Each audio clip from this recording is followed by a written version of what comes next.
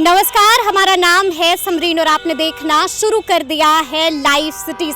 देखिए, मुख्यमंत्री नीतीश कुमार ने पहले गांधी मैदान से के पाठक की बढ़ चढ़कर तारीफें की और उसके बाद आपने देखा कि सदन के भीतर भी के पाठक के पक्ष में खड़े हो गए थे मुख्यमंत्री नीतीश कुमार। और आपको मालूम है कि के पाठक को केंद्र प्रतिनियुक्ति पर दिल्ली जाना है, लेकिन दिल्ली जाने से पहले एक बार फिर से गजब तेवर में, गजब फॉर्म में आ गए हैं के पाठक। तो आज हम इसी मुद्दे पर सीधी बातचीत करेंगे सीपीआईएमएल विधायक संदीप सौरभ जी से। सबसे पहले बहुत शुक्रिया बातचीत जी, शुक्रिया जी। संदीप जी, सबसे पहले तो हम आपसे ये जानना चाहेंगे कि एक बार फिर से, यानी कि दिल्ली जाने से पहले के पाठक एक बार फिर से गजब एक्टिव हो गए हैं और आपको मालूम है कि अब तो फर्जी शिक्षक भी धरा रहे हैं। नहीं, फर्जी शिक्षक धरिए, सही डायरेक्शन में एक्टिव होना है, उसमें कोई दिक्कत नहीं है। लेकिन आपने कहा कि सदन के अंदर मुख्यमंत्री ने तारीफ की। हाँ, बिल्कुल, आप लोग भी सदन के अंदर मुख्यमंत्री ने यह भी कहा कि समय जो है वो 10 से 4 हो जाएगा। एक दिन नहीं, 3 दिन मुख्यमंत्री जी ने कहा, माननीय शिक्षा मंत्री ने कहा जी। उसके बाद डिप्टी सीएम ने कहा। ये सभी लोगों की बातों को दरकिनार करके बिहार के विद्यालयों में अभी भी 9 से 5 ही समय चल रहा है। तो मुख्यमंत्री ये बताएं कि वो कैसे एक अधिकारी को लगातार ईमानदार और तारीफ उसकी कर रहे हैं जो उनकी बात, सदन की बात को नहीं मानता है। एक तो ये बात जी। दूसरी बात की जो हाल के दिनों में के पाठक ने कॉन्फ्लिक्ट पैदा किया है कौन सा उनके साथ। जी जी जी। वाइस चांसलर की बैठक, इनका कहना है कि हम बुलाएंगे और राजभवन का कहना है कि वाइस चांसलर जाएंगे तो उन पे हम कार्रवाई कर देंगे। लेकिन अब तो आपको मालूम होगा कि शिक्षा मंत्री का भी इसको लेकर एक बयान आ गया है, साफ कहा है कि जाना ने वेग बात कही है। शिक्षा मंत्री का मैंने सुना है जी।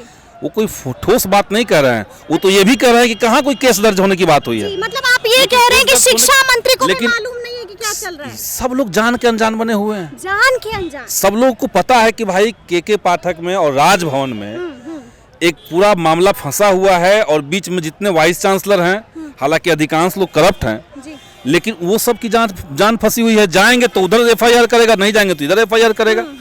ये ऐसे बिहार में सरकार चलती है। अब तो राजभवन और अपर मुख्य सचिव दोनों एक ही दल के लोग हैं। शिक्षा विभाग भी एनडीए में है। दल के एक तरह से आप समझ लीजिए। अब तो अधिकारी कहाँ किसी दल का नहीं, आप बताइए, राजभवन में जो राज्यपाल हैं तो भाजपा के हैं। हाँ, लेकिन अब तो बिल्कुल नहीं, प्रधानमंत्री जब आकर के भाषण दे रहे थे औरंगाबाद में, हमने तो कभी नहीं सुना कि कोई राज्यपाल जाकर के कोई पॉलिटिकल मंच पे किसी के भाषण पे ताली बजा रहा हो। बजा रहे थे ना, बिहार के माननीय राज्यपाल तो बजा रहे थे ताली, आपने भी देखा होगा। तो पहले के समय में राज्यपाल का जो पद था वो संवैधानिक पद था। भाजपा ने उसको पूरी तरीके से राजनीतिक पद बना दिया है। तो अभी राजभवन भी उनके हैं, मुख्यमंत्री भी उनके हैं, शिक्षा मंत्री भी उनके हैं। अभी भी अगर कोई तालमेल नहीं बन पाएगा इनके बीच में, और इनके बीच में एक तरफ शिक्षक पिस रहे हैं, यहाँ पे मुख्यमंत्री ने कह दिया कि 9 से 10 से 4 जाइए, शिक्षा विभाग कह रहा है कि 9 से 5 जाइए तो कार्रवाई कर देंगे, उधर से वीसी को कहा जा रहा है। कुल मिलाकर के 2-3 विभागों के बीच की लड़ाई के मामले में पूरे विभाग को उलझा करके और असल जो मामला है उसको ढका जा रहा है। अच्छा, ठीक है, लेकिन आपको यहाँ पर तो तारीफ करनी पड़ेगी के पाठक की। आप लोग लगातार कह रहे थे, जब सक्षमता परीक्षा का आयोजन की बात हुई तो आप लोगों ने लगातार कहा कि बिना शर्त राज्यकर्मी का दर्जा मिलना चाहिए। लेकिन आपको मालूम है कि जैसे ही सक्षमता परीक्षा की शुरुआत हुई, बड़ा फर्जीवाड़ा पकड़ाया है। सक्षमता परीक्षा नहीं होती तो फर्जीवाड़ा उजागर नहीं होता। आप तो तारीफ कर दीजिए संदीप जी। अच्छा, ये बताइए कि आप लोग मीडिया में जुड़े हुए हैं, एजुकेशन कवर आप करती हैं, पहले से लोगों को नहीं पता था कि लगभग 70-80 हज़ार के आसपास शिक्षक ऐसे हैं जिनका सर्टिफिकेट फर्जी है। पकड़ाया किसकी वजह से? पकड़ाया है वो तो कोर्ट के पास, सरकार के पास उसका तो डिटेल है। पाठक जी एक्टिव हो गए, एक्टिव हो गए हैं, इनएक्टिव हो गए वो अलग बात है। अच्छा, लेकिन मतलब तारीफ नहीं करना है। तारीफ हम किस बात के लिए तारीफ करें? भाई, बड़ा फर्जीवाड़ा उजागर हुआ है। अब तो दो बोल तारीफ। जितना फर्जीवाड़े लोग अंदर बैठे हुए हैं, जितना उजागर नहीं हुआ उसको भी कीजिए। वहाँ पे किसी को कोई आपत्ति नहीं थी। कभी किसी शिक्षक आंदोलन ने ये नहीं कहा कि जो फर्जी टीचर है उनको बचा लेना चाहिए। कभी किसी नेता ने नहीं कहा। लेकिन सक्षमता परीक्षा के नाम पे जो हो रहा है वो तो गलत है। सक्षमता परीक्षा बना उजागर होने का वो अलग बात हो सकता है। अच्छा, आप किसी को पीट रहे हो और उसी में उसका कुछ सामान निकल जाए तो आप कहेंगे पीटना बड़ा बढ़िया है। तो सक्षमता परीक्षा के नाम पे जो हुआ, आपने सभी शिक्षकों को 3-3 जिलों की अनिवार्यता दे दी। सब लोग मना करते रहे, सरकार ने कहा कि हम इस पर बातचीत कर रहे हैं शिक्षकों के साथ, 2 दिन में रिजल्ट दे देंगे, आपको बताएंगे।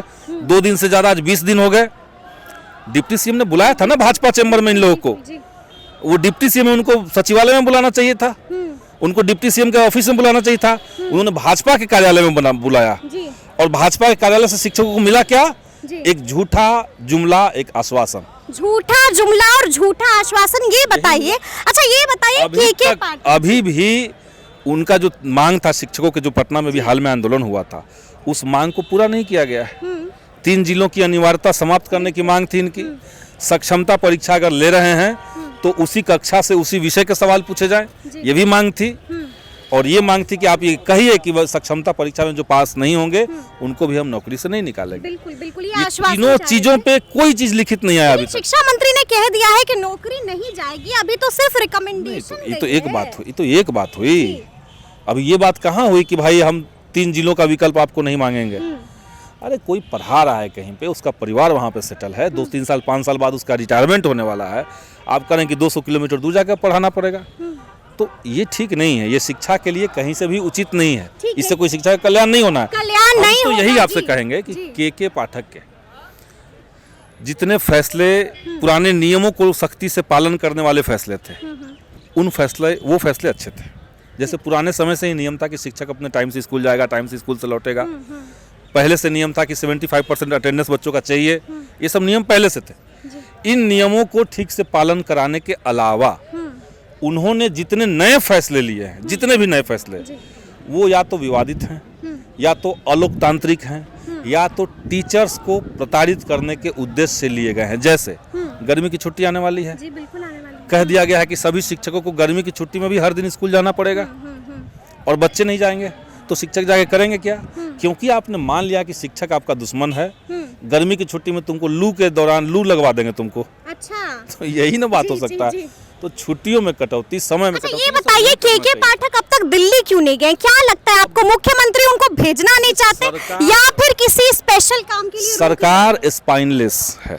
अच्छा, रीढ़ विहीन सरकार है। अच्छा, जो सरकार अपनी ही बातों को 3-3, 4-4 बात कही हुई बातों को, सदन के अंदर कही हुई बातों को लागू नहीं करवा सकता, वो बिहार के शिक्षा में कोई नया बदलाव नहीं कर सकता। दिल्ली क्यों नहीं जा रहे हैं पाठक जी? ये तो वही मैं कर रहा हूँ कि रीढ़ विहीन सरकार, इनसे नहीं हो पा रहा है। नहीं हो पा रहा है, भेजना नहीं चाह रही है, किसी स्पेशल काम के लिए लगा नहीं हो पा रहा है। अब स्पेशल काम इनको आपस में कुछ खटपट करना है। अच्छा। राज्यपाल के खिलाफ केके पाठक को खड़ा कर देना है, कभी बीपीएससी के खिलाफ केके पाठक को खड़ा कर देना है। अब यही करना इनको है, और शिक्षा में ढंग के काम नहीं करना है, सिर्फ इसी में समय निकालना है, तो निकाल रहे हैं लोग समय। आपको मालूम है ना कि बीते दिन क्या हुआ? मुजफ्फरपुर में शिक्षक बाज़ाब्ता लाठी लेकर विरोध करने लगे और डीईओ पर भ्रष्टाचार का आरोप लगा दिया है। ये तो आप देखिए कि मैंने कहा था पहले भी कि बिहार के अंदर सबसे ज्यादा अगर कहीं भ्रष्टाचार है तो शिक्षा विभाग है, सबसे ज्यादा। और ऐसा मैं क्यों कह रहा हूँ? क्योंकि हम लोग जब स्कूलों का दौरा कर रहे हैं तो किसी स्कूल में हम गए, वहाँ पे लोगों ने कहा कि देखिए विधायक जी, ये शेड बना है, आउटसोर्सिंग एजेंसी से शेड बना है, और इसका 4 लाख बिल कट गया। 4 लाख उसमें शेड बना है। शेड बनाने में कुल खर्च 40-50-60 हज़ार से ज्यादा नहीं है। 40-50 हज़ार वाला शेड 4 लाख में बना है। 4 लाख में बना है। अच्छा, उन्होंने अपना बर्तन दिखाया ला करके कि देखिए हम लोग जब बर्तन खरीदते थे उसका ये स्टैंडर्ड है, आउटसोर्सिंग एजेंसी से हमें बर्तन जो दिया गया है, जो डबल दाम पे दिया गया है, उसका ये स्टैंडर्ड है। हम जब अच्छा बर्तन खरीदते थे तो उसमें चम्मच और गिलास फ्री में मिलता था, और इसमें देखिए कुछ नहीं मिला।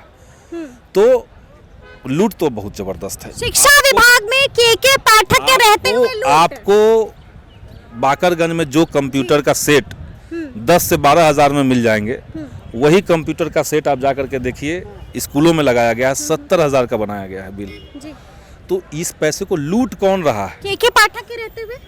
केके पाठक के पॉलिसी बनाने से, आउटसोर्सिंग एजेंसियों के माध्यम से डीओ और बीओ को कमीशन देकर के लूट हो रहा है। एक लाइन में हम तीनों को बता दिए। ये तो बड़ी बात कह रहे हैं संदीप। केके पाठक ने इस तरह की नीति बनाई, बिना टेंडर का कंपनी को ठेका दिया, उस कंपनी ने कुछ ऊपर पैसा पहुंचाया, कुछ डीओ को पहुंचाया, कुछ बीओ को पहुंचाया, और पूरा बंदर बांट चल रहा है स्कूलों से और कॉलेजों से, जो उनके पैसे जमा थे पहले से, विकास कोष जिसको कहते हैं, विकास कोष के पैसे को जबरदस्त तरीके से खत्म किया जा रहा है, चूस लिया जा रहा है उस पैसे को। चूस लिया जा रहा है। अच्छा, आपको ये मालूम है ना कि बीपीएससी टीआरई 3.0 शुरू होने वाला था, लेकिन 16 तारीख की परीक्षा स्थगित कर दी गई है, यानी कि केके पाठक के जाने का अब साइड इफेक्ट दिख रहा है।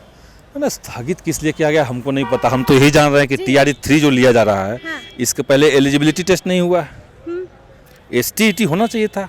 बहाली से पहले आप योग्यता परीक्षा तो लिए नहीं है। आपने 2019 में योग्यता परीक्षा लिया स्टेट 19, आपने टीआरई 1 लिया उसके आधार पर। 23 में आपने लिया टीआरई 2, उससे पहले आपने स्टेट लिया था। अब टीआरई 3 से पहले स्टेट की बात थी, अगस्त में लेकिन चुनाव आने वाला है, तो जनता को भरमाना है, दिखाना है कि हम भी कुछ कर सकते हैं, हम भी कुछ रोजगार दे सकते हैं। तो पुराना जो महागठबंधन की सरकार था उसका आप नकल कर रहे हैं। लेकिन नकल के लिए भी अकल चाहिए। तो आपको तो ये अकल नहीं था कि एसटीईटी पहले लेना चाहिए, तो आप डेट बढ़ा रहे हैं फर्जी में। अच्छा, क्या लगता है, आखिरी सवाल है संदीप जी, क्या लगता है शिक्षा विभाग में केके पाठक के नहीं रहने से क्या बड़ा प्रभाव पड़ेगा? आज तक केके पाठक नहीं थे तो क्या था शिक्षा विभाग में? क्या नियुक्ति रुक जाएगी? नहीं, कुछ नहीं होगा। परीक्षा स्थगित होनी शुरू हो गई है, आप देखिए। कोई विभाग लोकतांत्रिक तरीके से नियम कानून से अगर चले तो क्यों कोई दिक्कत होगी वहां पे? हमेशा लोगों को क्यों लगता है कि कोई तानाशाह आएगा तभी हम सुधरेंगे? और अगर नीतीश जी को ये लग रहा है कि केके पाठक आने से शिक्षा में सुधार हुआ, तो आप 17 साल से थे बिहार में, सरकार में आप थे। अब बिहार की जनता से माफी मांगिए कि 17 साल में हमने बिहार की शिक्षा व्यवस्था को इतना खराब कर दिया कि इसको और किसको मांगना चाहिए? वो माफी मांगे बिहार की जनता से कि हमने 17 साल में बिहार की शिक्षा व्यवस्था को इतना खत्म कर दिया था कि एक तानाशाह, एक सनकी आदमी को हमको लाना पड़ा इसको ठीक करने के लिए। ये कहें वो बात? मजाक चल रहा है। चलिए, तो सुना आपने क्या कुछ कहा है संदीप सौरभ जी ने। तो ये पूरी बातचीत आपको कैसी लगी है कमेंट करके हमें ज़रूर बताइएगा। तो इस तरह के तमाम अपडेट्स के लिए ऐसे ही हमारे साथ बने रहिएगा और देखते रहिएगा लाइव सिटीज़। बहुत शुक्रिया।